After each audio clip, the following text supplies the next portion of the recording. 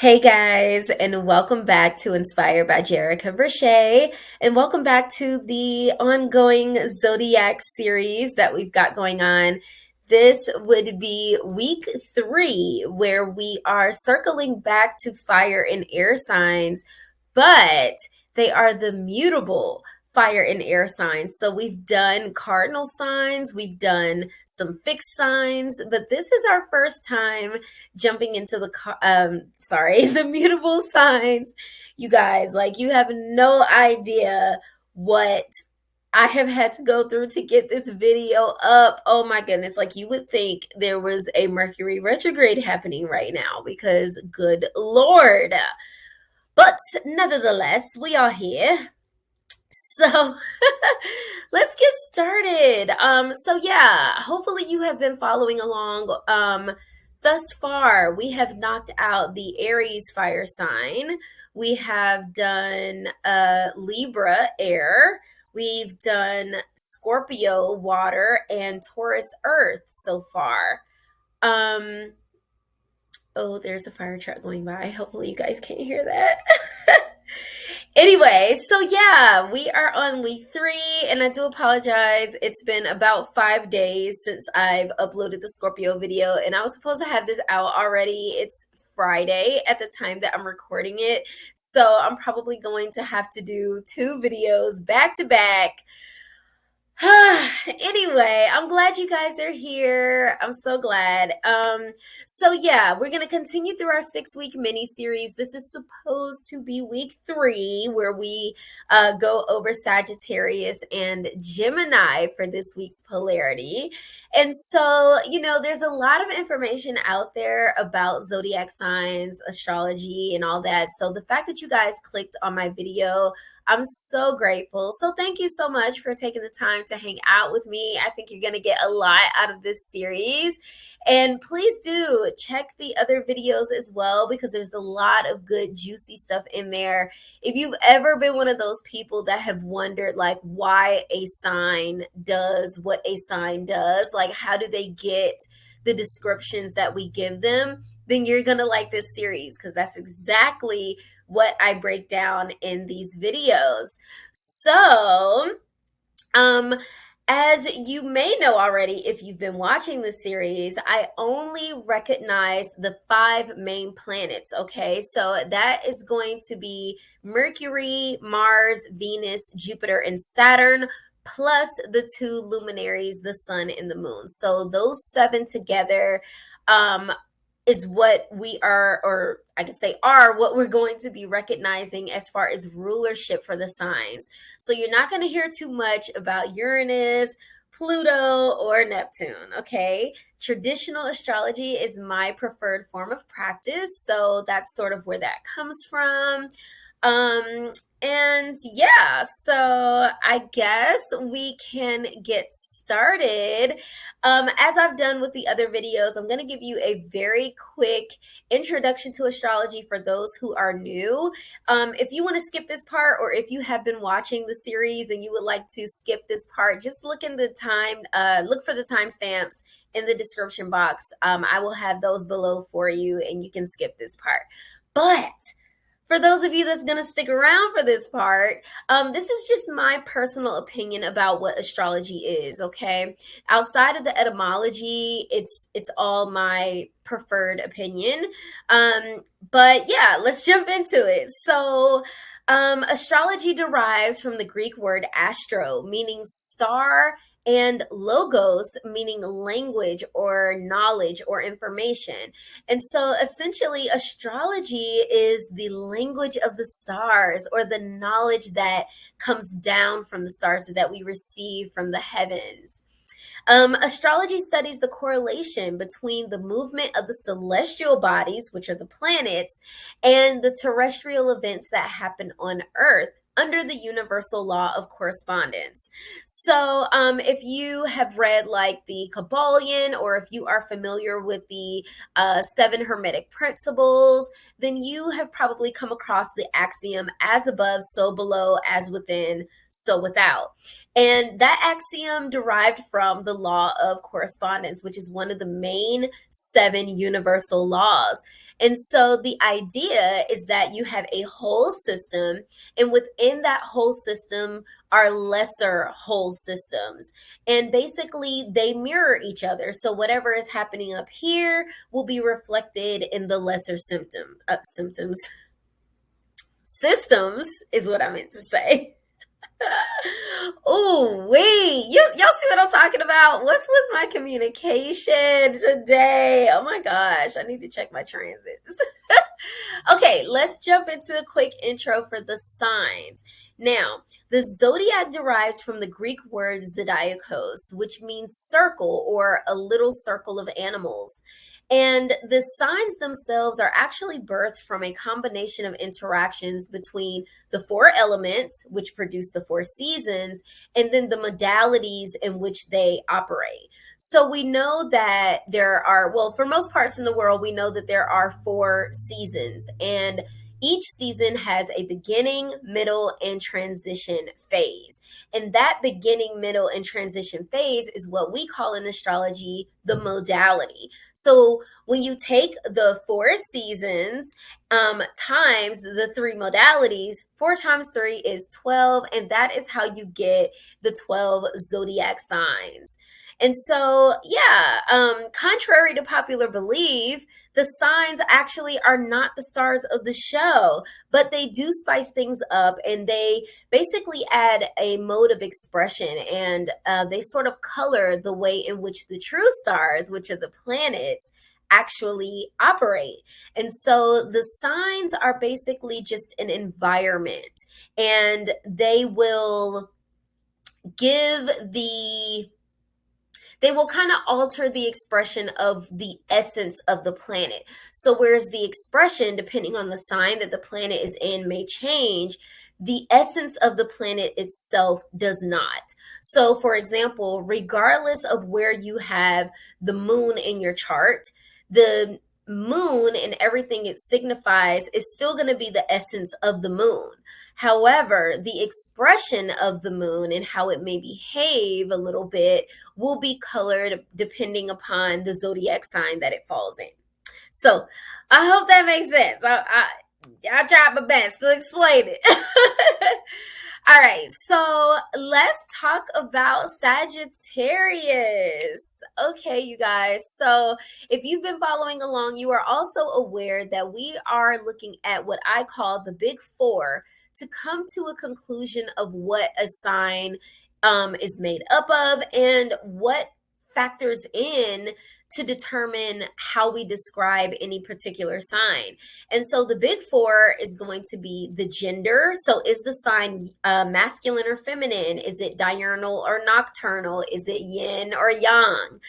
The elements. So is it a fire, air, water, or earth sign? The modality. So what part of the season does that sign take place? Is it the beginning, cardinal, the middle, which would be fixed, or is it the transition, which would be mutable? And last, we're going to consider the planetary ruler for the sign. So when we're considering Sagittarius, the gender for this sign is masculine or yang. So Sagittarius is going to have an outward, expressive, projecting type of nature to it. It will be expansive and external because that is how yang energy works. I have mentioned in previous videos how when it comes to yin and yang energy, we do live in a world of duality. It's just kind of one of the universal laws, which we call polarity in regards to the Hermetic principles. But that polarity means that in nature or at its core, everything is the same. But then because we live in a world of polarity and duality, they also have extreme differences. So they, in essence and by nature, they are similar, but they do vary in degree. And we'll talk about that a little bit more when we get to the polarity slide. But I bring that up because I know sometimes using masculine and feminine can be triggering for some people. But the fact of the matter is that we do live in a world of duality, okay? And it's those differences that can really manifest different energies, and you need those energies together in order to create life and to create new things. So for example, for a male's anatomy, the anatomy goes outward, correct? It penetrates, right? Whereas for a female anatomy, it is internal and it receives. And so that's one way of just kind of realizing that polarity. Now, when we're talking about polarities, it can vary in degree, okay? So where you have hot and you have cold, you also have warm. And I do understand that some people may fall in the lukewarm area. However, it does not deny the existence of the extreme polarities of the yin and yang, or diurnal and nocturnal, okay? So I don't want to step on anybody's toes with that, but you know, the universal laws are what they are, and you know, they are immutable truths, okay? All right, so let's continue. In addition to being yang, Sagittarius's element is fire, and we have actually gone over both yang and fire when we talked about the Aries signs. So fire energy, it is hot and dry, okay? So it has the quality of hot, and when there are interactions between the qualities of hot and cold, we get the passive qualities of dry and moist. So for fire, we have the dominant quality of hot, and then we have the passive quality of dry, okay? So that is what gives Sagittarius a very radiant and dynamic, extroverted, and consuming energy. And then the dry part is going to give it a bit of resistance, and it's tense. And fire in general has a temperament of choleric, and so it's going to automatically be outgoing in a sort of way, and that's the hot influence, that heat, you know, it just kind of stimulates and stirs things up a little bit, giving it that dynamic and extroverted sort of flavor. And like I said, the dry influence is going to make it a little bit more tense and a little bit more resistant. Now, in regards to the modality for Sagittarius, Sagittarius is a mutable sign, okay? And so, as I mentioned with the seasons, you have the beginning, middle, and what I call a transition, because I don't really feel like there is an end to any cycles. And you know, when you look at Mother Nature, everything is cyclical. There's not really an end per se to anything. So I like to say a transition period, and the mutable energy definitely describes a phase of transition. So Sagittarius actually marks the season of transition from autumn. So it's the last little bit of autumn as we are transitioning into winter. And so it may feel like during the peak of the day, it feels more autumn, but then the mornings and the evenings or the nights may feel more wintry. And that is because the light is steady decreasing at this time of the year. So our days are getting shorter, the light is decreasing, and our nights are getting longer because darkness is increasing during this time. So we're seeing more of the night and less of the sun during this time of year. And so going back to the mutability of Sagittarius transitioning from autumn to winter, you're going to see when it comes to transitions or mutable energy, it's very ambivalent. And so in its ambivalence, that means it's this and that, or there can be seemingly contradictory ways of expressing itself. And so it can vary, which makes it very flexible and gives it a sense of adaptability, almost like a chameleon sort of energy. And so you'll notice with mutable energy that it actually takes a bit of the cardinal energy and some of the fixed energy, and it vacillates between the two.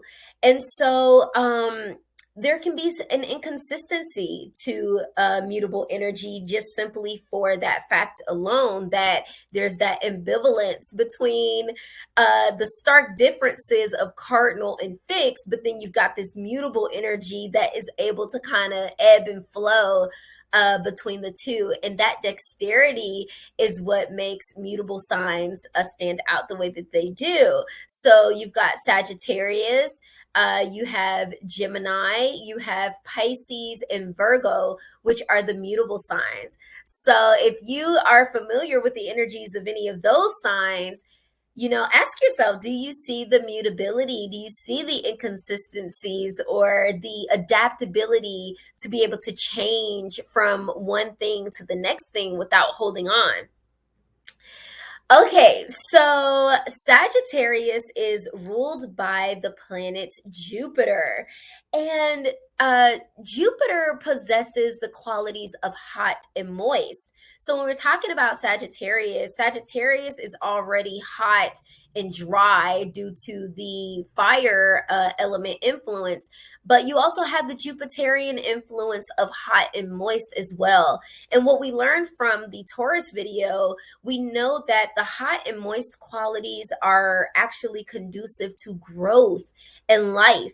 So, for example, if you are planting an herb or a flower or something like that, if we want our plants to grow, we know that they're going to need water, which is moist, and sunlight, which is heat. So hot and moist are conducive to life and growth. And we're going to be able to see this as we look at some of the keywords and the descriptions for Jupiter. So when we're talking about Jupiter, Jupiter is very jovial. Every time I think of Jupiter, I always think that jolly Santa Claus, big guy, kind of feeling.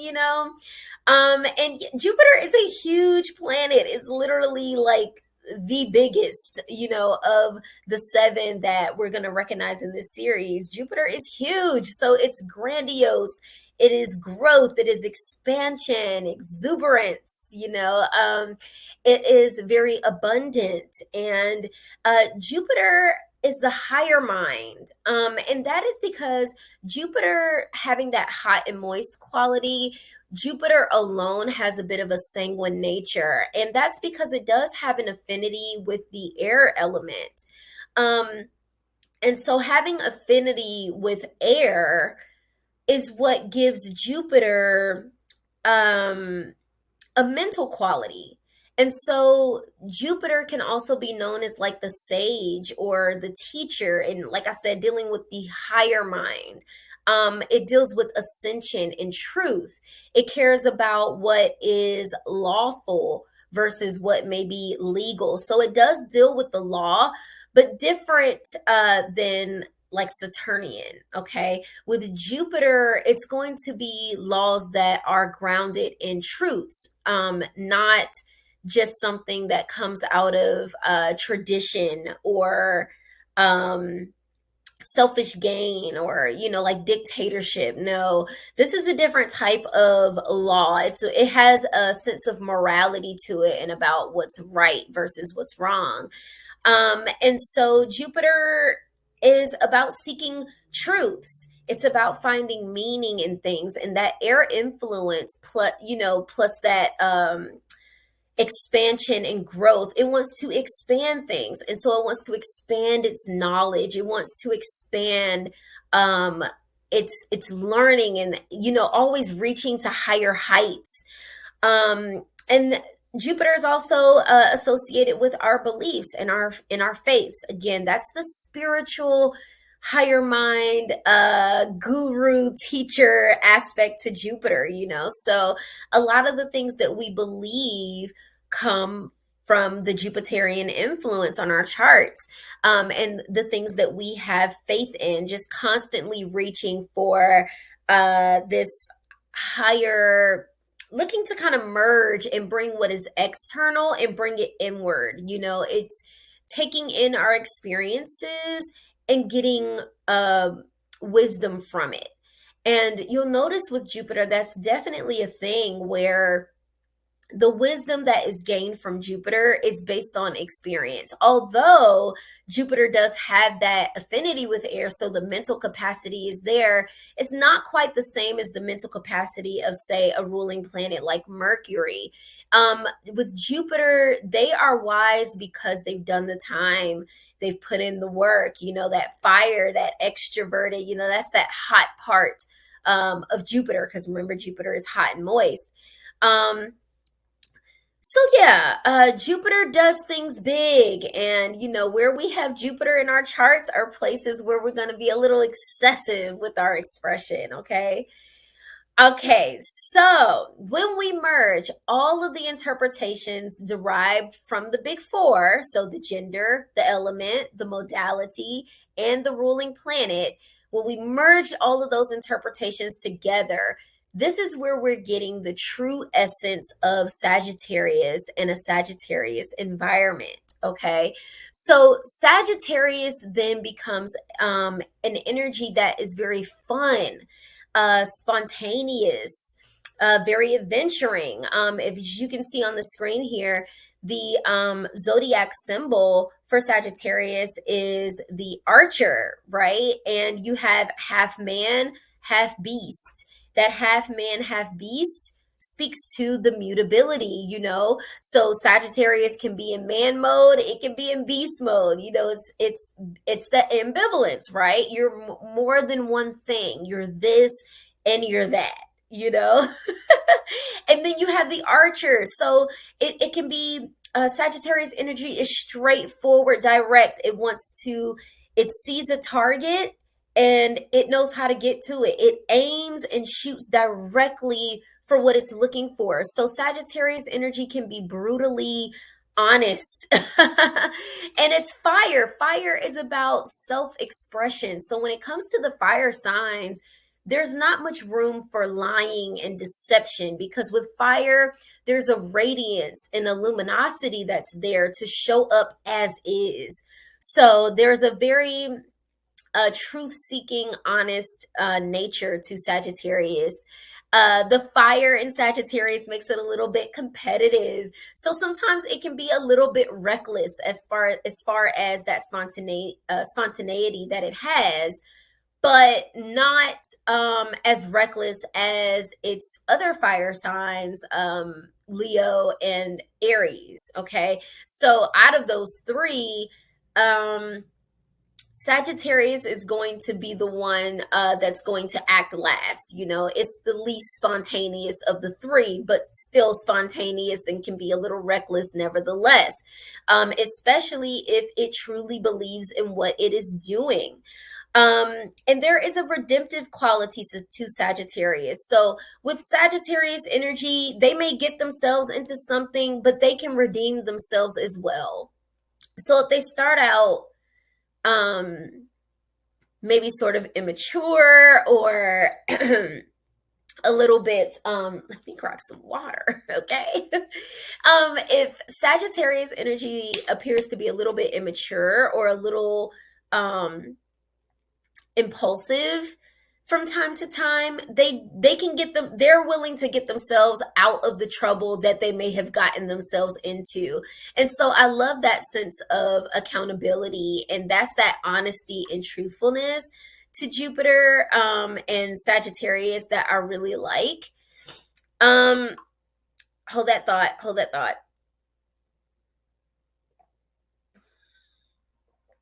Ooh. Okay, I was getting a little parched. I needed to drink a little water. So yes, where were we? Okay, we talked about being redemptive. There is definitely a rebellious quality to Sagittarius. And again, that's because, is it truthful? Is it lawful? Sagittarius loves its freedom. It is a fire sign with affinity with air. Okay, so it wants to be free to move around. It needs that as a mutable sign. It has to have the flexibility and the space to be able to move about and to be able to grow and expand. And you need space in order to do that. And where it's not getting it, it will rebel so that it can get it. We talked about the wisdom. Sagittarius can be a little bit judgmental as well, and that's just because of that guru teacher complex. They have a lot of wisdom to share, and so they judge a lot of things because they know a lot of things. They study a lot of things. And they're very smart. So sometimes, Sagittarius can come off a little bit as a know-it-all. Um, and but all the signs, okay, have their pros and their cons, okay. And if we are talking about the more challenging aspects of Sagittarius, they do have to learn that what they believe is not law for everybody else, okay. Knowing the difference between um fact and opinion. And Sagittarius energy definitely has that confidence. Again, it's a fire sign, so there's a confidence in its beliefs, and what it has going on. It's Sagittarius is very self-motivating, and just like the other fire signs of Leo and Aries, there definitely appears to be a focus on individuality and just establishing oneself in the world. There is definitely um the connection of identity with Sagittarius, Leo, and Aries as fire signs, and they want to establish themselves in the world. And with Sagittarius, they're going to go on the journey. They're going to go searching and looking for what is going to help them establish themselves. They want to be different and set apart from other people because of their focus on individuality, and that security of wanting to be an individual and confident in the individual that they are becoming or that they've become. Um, so, planets that are visiting Sagittarius's domain are then going to be confident. Okay, they're going to act very independently. These planets will be able to express themselves much more in a straightforward yang sort of way. Planets in Sagittarius are probably on a journey, searching and looking for something. And planets here are more easily able to meet their goals and to remember that bird's eye view, or being able to, hit your target. That's the archer. They're able to do that. They can set a goal, and for the most part, they're going to be able to meet the goal. Planets in Sagittarius may be a little bit excessive because of that Jupiterian influence, and where you may have Jupiter in your chart may be an area where you are a little bit expansive or a little bit excessive. And planets in Sagittarius may also be quite curious. Again, there's the lightness of fire and air energy that allows for you to be curious and to wonder, oh, what's this? What's that? So it just always seems like Sagittarius energy is always learning something, which is what makes it very relatable to its opposite sign of Gemini. And so, yeah, let's get into that a little bit. Let's talk about the polarity sign for Sagittarius, which is Gemini. Now, when we're talking about polarity, okay, I know I went into this a few slides ago when we talked about gender, but when it comes to polarity is basically just two sides of the same coin, okay? So things that appear to be opposite or contradictory are really just the same thing. So they are identical in nature, but then they differ in degree. So like we talked about, cardinal and fixed energy can seem very different in degree, but then when you add in the mutability is where there is an identical in nature sort of aspect to it. And I love that the zodiac signs just beautifully illustrate that law of polarity. It just makes so much sense, and you can understand why I wanted to discuss the zodiac signs in regards to their polarity in this series. Because when we're talking about Sagittarius and Gemini, right, what makes them the same is the mutable aspect, or the double-bodied aspect. It's what makes them the same. So both Sagittarius and Gemini energy are flexible and adaptable. They need space for their curiosity to be able to um, grow. They need, you know what? Hold on just a second, guys. I feel like I still need to drink so much water. And what it is, when we're talking, our mouth holds a lot of heat. And then I have on my mini heater in here as well. So this heat and more heat is definitely like producing a dryness in my throat, and I'm needing that moisture. Crazy, right? Yeah, so let me turn this heat off. This has got to go. Hold on just a second, you guys. Okay, much better, much better. All right, so the mutability of both Sagittarius and Gemini, they're both going to be flexible. They're both going to be very adaptable. And they're going to like to be a little bit of this and a little bit of that. They're not going to necessarily want to commit to anything in particular, because if I commit, then I have to stay this way and I can't be that way if I change my mind, or I might learn something new, and want to adjust myself accordingly. And if I've committed to something, I'm not going to have the freedom and the flexibility to do that. You see that with both Gemini and Sagittarius energy. They're both yang, so they're both going to be extroverted and expressive and external and projecting with their energy. They both have that in common. Now, where we're seeing Sagittarius and Gemini to be different is that Sagittarius is ruled by Jupiter, okay? Gemini is ruled by Mercury, and we haven't talked about a Mercury sign yet. So we'll be introduced a little bit to Mercury here, but definitely when we do the Gemini video next. So Jupiter, we went over some of the keywords for Jupiter, right? Now, with Mercury and Jupiter, they're actually said to be in detriment while visiting each other's sign. So that means Jupiter in the sign of Gemini would be considered in detriment, and then Mercury in the sign of Sagittarius would be considered in detriment. Okay, and that is because while visiting each other's signs, they are in the opposite sign of the sign that they rule. So because Jupiter rules Sagittarius, to be in the opposite sign of Gemini would be in detriment. Or for Mercury to be ruling Gemini, to be in the opposite sign of Sagittarius, ruled by Jupiter, would make Mercury in detriment. So I hope that makes sense. But so yeah, some of the keywords that we mentioned with Jupiter can be opposite to Mercury in the sense that Jupiter wants to go big. Okay, so it wants to be big picture.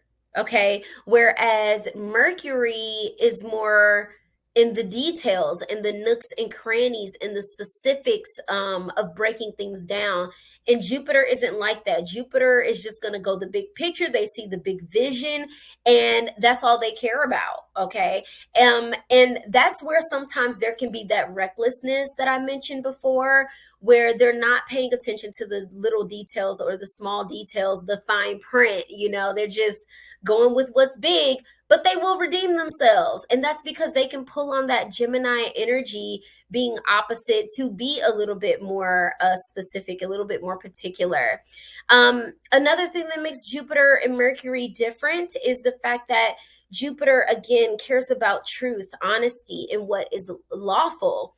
Mercury is said to be the trickster. So Mercury energy is a little bit more deceptive and can be a little bit more misleading, even like lying, and that is opposite to Jupiter. Jupiter is about truth. And that's where you're going to see Sagittarius and Gemini energy to be very different. Now, of course, we also have different elements here. fire and air. And although fire and air are both yang, so they do have affinity, meaning they can support each other, they are different in their expression. You know, like I said, with air, it's very intellectual. It's going to be about the details, and the curiosity can get very, very specific on the air end. But then on the fire end, there is a curiosity that can burn out a little bit quickly, and it can change. You know, it needs a constant fuel and stimulation in order to keep that energy going, whereas air does not require that. So yeah, I I think for the most part that was really what I wanted to hit on for the polarity of Gemini and Sagittarius, Jupiter versus Mercury. So let's get into discussing where you may have Sagittarius energy in your chart. So I have a Sagittarius rising chart on the screen here for you. As always, you guys, I do apologize that the glyphs are backwards. And again, that's because of the way I had to flip it, twist it, and reverse it in order to get the graphic that I was using to appear as a Sagittarius rising chart. So we're going to go through each of the signs on the right hand of the screen there by the rising sign, okay? So kicking off with Aries, if you are an Aries rising, you have Sagittarius energy on your 9th house, okay? This is your house of spirituality, traveling, philosophy, and higher learning. Jupiter likes it here, okay? Because Jupiter likes to expand, and it likes to learn new things, spirituality and all that. So hey, for Aries rising, you may really enjoy learning about spirituality. You may have a spirituality that changes, or you have faiths or beliefs that change, and you have a curiosity and a desire to say, "Ooh, what's this about?" or "What's that about?" And it can be very fun and spontaneous. Taurus rising, you have Sagittarius on your 8th house of shared resources, the inner mind. This is the area of our debts, taxes, and our traumas. Having Sagittarius here, it's possible that you may burn through money a little bit quickly, or you could be a little bit reckless but redemptive with other people's resources. Your inner mind and traumas could be in relation to faith or religion, or the things that you believe, maybe even not believing in yourself. You know, again, Sagittarius and a lot of the other fire signs are connected to identity. So there could be maybe some internal traumas around identity or surrounding identity. For the Gemini rising, you have Sagittarius on your 7th house of relationships with other people, one-on-one conversations, and commitments. So, you know, Gemini rising, you may not want to be too committed to a relationship. And we talked about the polarity of that, so you guys probably aren't surprised to hear it. Gemini rising, they're going to want spontaneity. You know, they maybe want multiple partners, or you know, they're just going to want somebody who can be flexible and adaptable to things. Cancer rising, you are going to have Sagittarius energy on your 6th house of daily routine, work, health, altruism. This is where you have your duty, or where you feel obligated to things. So having that on the 6th house, Cancer rising, you definitely need to be doing work that's going to be stimulating for you, work that you feel like you can expand and grow in, that you can learn and seek those higher truths. You know, something that's going to be a little bit of a challenge, but one that you can point that archer arrow in, right? And boom, hit your target or hit that bullseye. Leo rising, you have Sagittarius energy on your 5th house of creativity, self-expression. This is where you want to take risk. This is sex and fun, you know. So Leo's already do it big. So having another fire sign on your house of self-expression and creativity, this is why Leos are just able to truly express themselves in a lot of ways, you know, if you don't have any other mitigating factors. But Yeah, Leo risings, you're going to be able to really explore and be very adventurous with your self expression, and you may change how you choose to express yourself from time to time. For the Virgo risings, you're going to have Sagittarius energy on your fourth house of family. This is your private self. This is your upbringing and who you are in private.